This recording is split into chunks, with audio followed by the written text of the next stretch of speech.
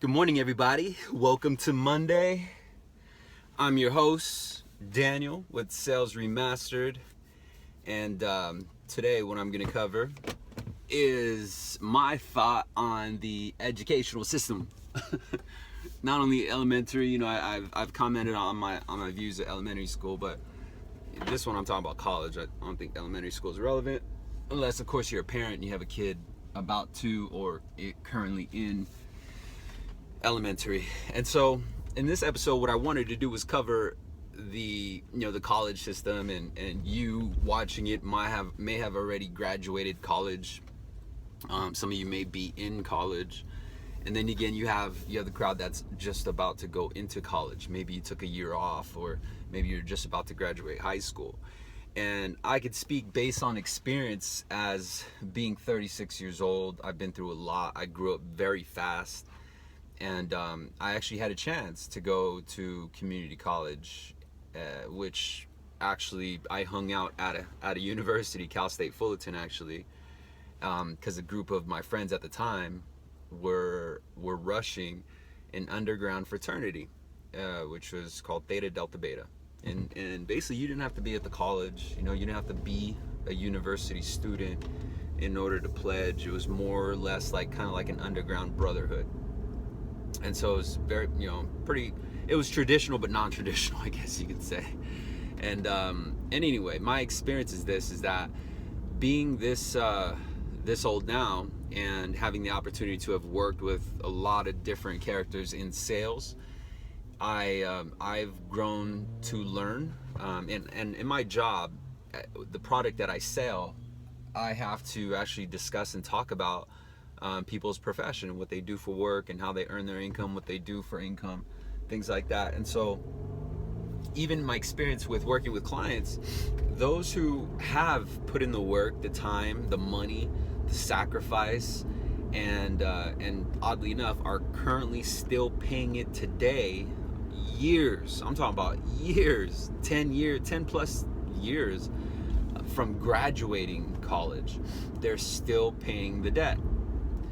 And I want to tell you that what I recognize, or at least what I experience, and you might agree with this, is that those who are with degrees typically are not working in the same line of work as what they got their degree in. And so, in other words, you'll have college decorated employees that work for fast food restaurants. I know people with college degrees that are customer service agents. I know attorneys who spent 8 years to get their license are in sales. They are actually mortgage loan officers. Now, granted, they might be at a higher level, they might own a business, but still, nonetheless, they're in sales. And so, what I've recognized is that sales in itself is free. You just gotta be good. You just gotta have thick skin. You gotta have to really want it. You gotta have discipline. But as long as you have those things, then sky's the limit in essence, right? And I genuinely mean that. And so if you think about it, how much time, how much sacrifice have you had in order to pay back your college debt? And not only that, but just through the years of college. I'm talking about hustle, your face is in the books. Me, when I went to college, I went to a community college for one semester, and all I did was party. It's sad because I was really good at writing, right? And so I wrote this long letter of why I deserve a grant, and it's because I genuinely want to go to college. I really wanted to go to a community college. I went to Cypress Community College out in Orange County. And I probably went to one class the entire semester because I was a knucklehead at the time. I didn't really have any guidance, it was just kind of there to be there. I was there for the chicks, and I was there to basically smoke cigarettes and hang out. I know, it's funny. But you might be there right now. You might be going through that. Or you might be on the flip side. You might actually be a straight bookworm and hustling as hard as you can to get that degree in bacteriology. And next thing you know, 8 years later, or 6 years later, or 4 years later, after 6 figures piled in debt that you're going to be paying back for a very long time, can't bankrupt it, by the way. You can't just walk away from it like, you know what, I'll fucking use my degree. You go and you take that. It doesn't work like that. Although it would be an idea. But I watched this documentary this weekend, and it's called Ivory Tower. And the way it opened up is that there's going to be a financial meltdown with student loans, because student loans actually reached over $1 trillion. And so where I'm getting at is that if you know, and I wish I could talk to these individuals before they spent so much money on the degree that they don't use. I wish I can go back in time. I wish I knew them when I was young, and I was like, hey, you know what, fuck around with me. Let's just go have fun and not go to college.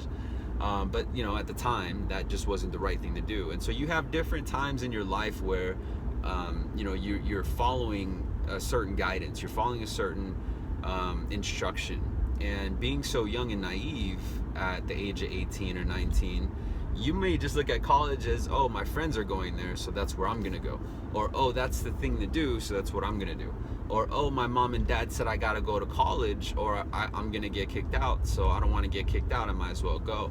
And it's baffling. I mean, I understand the point, but at the end of the day, I'm not going to force my kids to go to college because I didn't go to college. I'm gonna force my kids to learn something that they love, to at least hover around something that I believe will be relevant. And that's going to be, like, for example, if I had a kid going to college right now, I'd recommend not going to college and instead learning how to write code, learning something that has to do with technology, something that has to do with marketing, or some sort of digital study, digital enhancement, because I see that's where it is. If I had a kid going to college right now, I'd tell them to study in VR, virtual reality, because I see that these are going to be things that are relevant, right? Now, bacteriology, that's relevant too. There's definitely a place to be there. But I mean,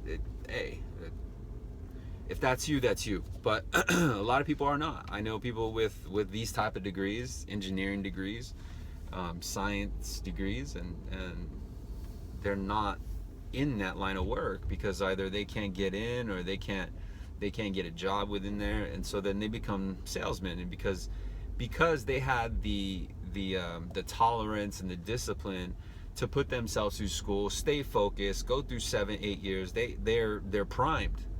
They're primed to be just fucking beasts, right? You would think, or at least their work ethic is strong. And so then they come into sales, and few of them do really well in sales. But just because you have a degree doesn't mean that you fucking rock at life. I met a lot of people with degrees that were fucking suspect. Like, how the fuck do you have a degree? Did you get it on? I'm not clowning on anybody who gets their degree online. Shit, if you got a degree, you got a degree, boo boo. Congratulations. Better than me. I don't got a degree. But what I do have is a black belt in Hustlenomics. And that's what I hope to share with you is my experience in sales and hustling and motivation, morale boosting, income boosting, and different strategies that I learned just by kind of having my back against the wall and not really having any other choice but to learn it. And if this video and my series of videos, my brand Sales Remastered, can help you pay back that college debt, then I'm doing good. When you see me, high five me and give me a shout out. I appreciate it. All right, guys, bye.